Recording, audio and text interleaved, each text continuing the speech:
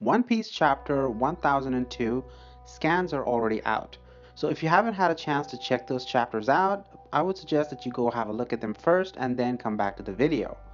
Obviously, we're going to be talking about a lot of the chapter, and so spoiler warnings ahead.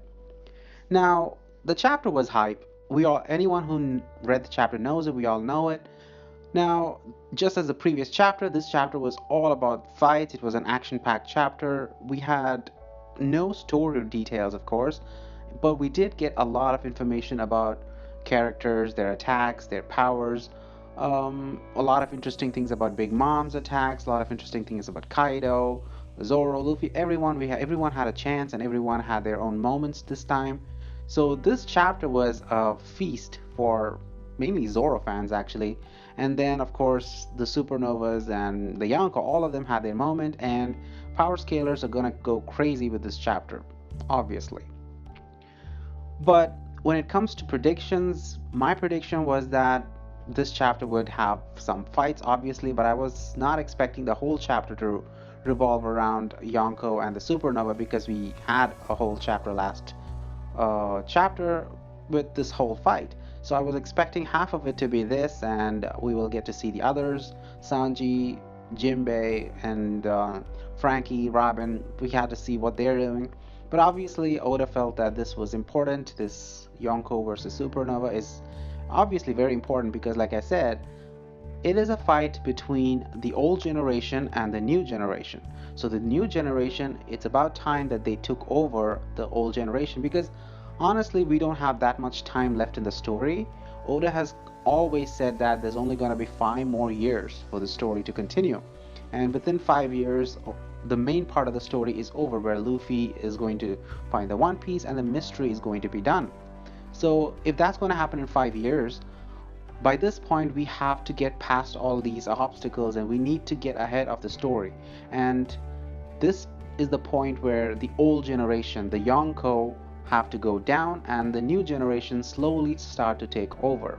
So this fight is very important in the history of One Piece because it's a monumental thing, passing on the power to the next generation.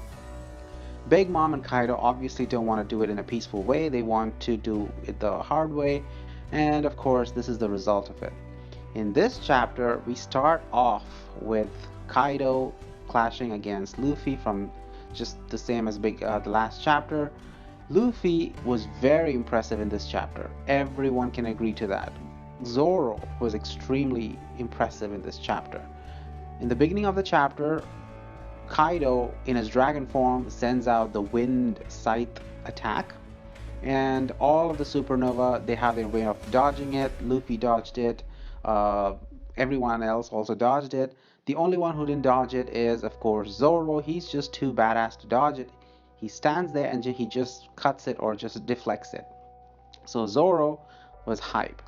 After that, it was all a punching showdown. Kaido was getting thrashed. Kaido was getting sliced up. Killer had his own big move where he was, you know, Kama sonic attack where his sights became big, his blades were big, and it almost looked as if he pretty much sliced through Kaido's body all the way through.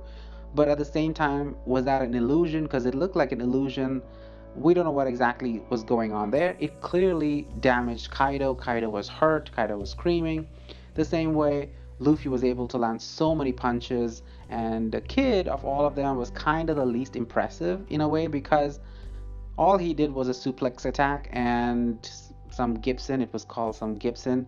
But what is a suplex attack supposed to do on Kaido? Kaido jumped from a 10,000 feet or meters sky island and he got up with just a headache. So a suplex attack is obviously not going to do anything to Kaido. Law tried to use his Gamma Knife, which is his strongest attack, on Kaido's heart, and obviously that wasn't the heart or something. Kaido was injured, he was screaming, but in the end it wasn't too much damage. He recovered pretty fast. So all the Supernova are getting their hits on Kaido. And this is what I was talking about in the last chapter review. The dragon form of Kaido is really, really useless. It's very ineffective. The only time you use that form is when you want to travel far away, you want to fly far away, or if you want to blow up a mountain from far away, something like that. But for a close range fight against multiple opponents, the only thing you're doing is putting yourself as a disadvantage because you're a huge body, and these guys can just keep pounding at you and throwing attacks all over the place. So Dragon Form Kaido is pretty useless in a fight against a Supernova or anyone in close range. But that said, last chapter Kaido said that he wants to test them. He wants to see their full power, what they're capable of. So he went into this dragon form on purpose. So it's possible that the dragon form is more durable or recovers faster or some kind of reason. That's the reason he always goes into the dragon form in the beginning, so he can absorb as much damage as he can from these guys, tire them out, and then come back. Maybe that's his plan, I'm not exactly sure. And it's also interesting that throughout this fight, he has not used armament haki at all. Not even once he has used armament haki of any sort, at least not that we can see him use any of those. So does he even have armament haki, or is he too strong that he just never learned armament haki? There's so much theories that are going on around Big Mom and Kaido. Big Mom, we did see her use armament haki, so she's going to use it at some point. They just haven't pressured her to use it yet. She's still not serious. She's just still laughing and playing around. Kaido could probably be the same, but Kaido's already bleeding and Kaido's already getting hurt. And we know that he's a suicidal maniac, so it's possible that he's just trying to find a way to die and he's just waiting for them to do a critical damage. That's possible. We don't know what exactly is going on in his head. Now, moving on from all of that theories, the very interesting thing about this chapter was also Zoro. Zoro was very impressive, not only because he just sliced that wind scythe attack. Later on, he jumps into the way, he asks Law to transport him, and he cuts Kaido's Boro Breath again. The same way Kinemon does, Kaido was completely nullified. And Kaido constantly keeps using the same attack again and again. What the hell is he thinking? The same attack he used against Luffy again.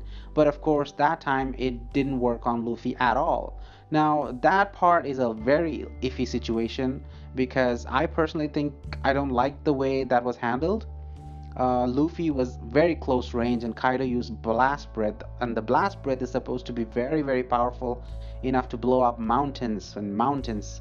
So that had no effect on Luffy just because he's rubber. Rubber doesn't react that way to fire. Rubber does burn to fire. It is immune to electricity, it's immune to lightning, but it does burn to fire. So what was that logic? Was it because of his armament haki coating? He was already coated in haki, that's why it didn't work. I'm not exactly sure, but Luffy says that he is more tough or something like that. I don't know, I just don't think that was done well in my opinion. But other than that, we had a classic Luffy moment with his lightning. Big Mom uses lightning the whole chapter. The last chapter, she was all about Prometheus. She was choosing to use fireballs and bonbons and stuff. In this chapter, we're looking at Big Mom using a lot of lightning attacks. And Indra was the one that she used to strike down Zoro and Killer. And to strike down the other Supernova, she used a very different technique, which I cannot pronounce for the life of me. So that particular technique actually got my attention because Big Mom using lightning is no big surprise. We've seen her use lightnings, that's her thing. But this particular attack that she used on all the Supernova is very interesting because the lightning bolts themselves are homies and they just move around. They have the will of their own and they go target particular people. So that is a very, very impressive attack, and not to mention we don't understand how that even works. Where did she get the souls to do that? How did she turn lightning bolts into homies?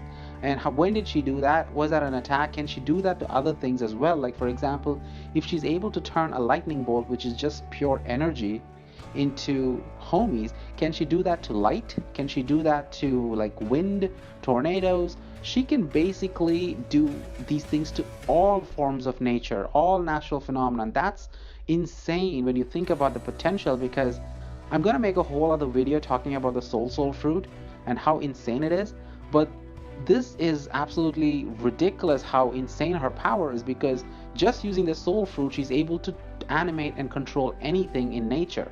And people tend to think that her devil fruit is not that good, but when you see it in applications like this is really good devil fruit. In fact, her devil fruit, Zeus, is much more powerful than NL, because even Haki does not work on Zeus. The only way to attack Zeus is if you have a natural counter, like Brook. The same way with Prometheus. The only way to counter Prometheus is if you have a natural counter ability like the one Zoro has learned from Kinemon, or if you are Marco, that has flames that directly counter Prometheus, or fire, or water against fire. There's no other way to attack these things. So Big Mom is constantly showing her powers. She's showing her worth as being a Yonko. So that was really impressive. Now going back to Zoro. Zoro was very weird and very impressive this chapter, of course.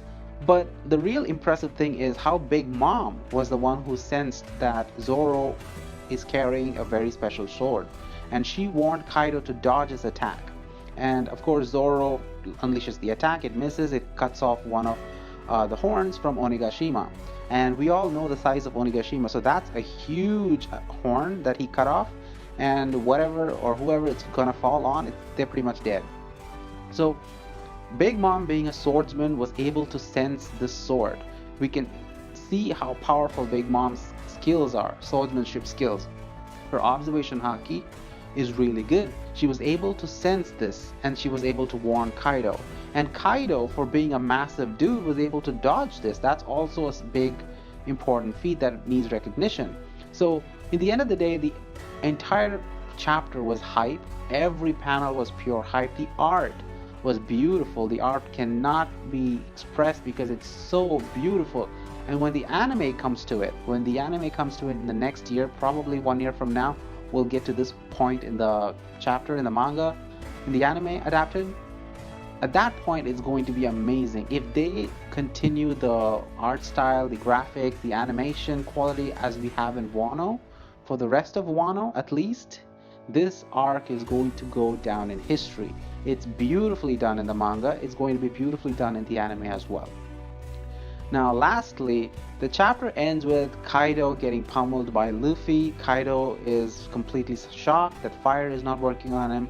Electricity is not working on Luffy, so what else does he have to actually hurt Luffy? In Dragon form, the only thing else that he's got going is his wind blade attack, and I really doubt that that's going to do much against rubber, because wind is just pressure. It's going to bounce off him unless it has the power to actually cut. We don't know that. But either way, Dragon form against Luffy is completely useless, and if Kaido wants to actually fight Luffy, he has to go back to his normal form. Thunder Bagua, if it lands on Luffy, does a huge damage, and that was the only attack that actually worked against Luffy even back then, so he has to find a way to come back. In the end of the day, I don't think Kaido has anything to worry about. We don't have to worry about Kaido because he seems to be just enjoying at the moment. He's not seriously injured, he's not worried about it, he's taken by surprise, but he's not really worried about it. Even Big Mom, the only time in this chapter she was worried and she warned Kaido was when she sensed the strong sword, Enma, and even Kaido realized that Odin's presence was in that sword. So obviously there's some connections there, but other than that, the whole chapter was the Yonko playing around and the Supernova trying to show them off. That's pretty much the whole chapter. In the next chapter, I'm hoping to see the other things that's going on in Onigashima. We'll see what we can predict in the next chapter. But this chapter, in my opinion, was an 8.5 out of 10. Honestly, a really great chapter. A lot of hype, a lot of content for a lot of action fans out there. Really good chapter, and I'm hoping to see where this goes in the next chapter. Anyway, thanks for watching this video. I will catch you in another one. Bye.